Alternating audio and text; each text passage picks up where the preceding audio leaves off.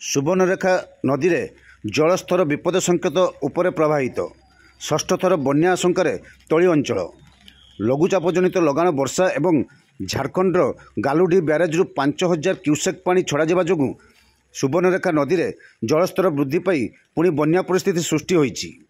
राजघाट ठारे सकाळ 6टा समय सुवर्णरेखा नदी जलस्तर क्रमशः वृद्धि पाउथिबारु पुणी सुवर्णरेखा नदी एक बड़ धरणर बन्या आशंका कर जाइछि।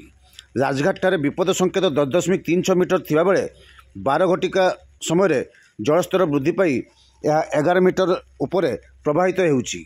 संध्या सुधा राजघाट निकट में बन्या पानी अतिक्रम करिबो बोली अनुमान कर जाइछि। तेबे दिन 12टा समय राजघाटर विपद संकेत 11 मीटर उपरे प्रवाहित होउछि।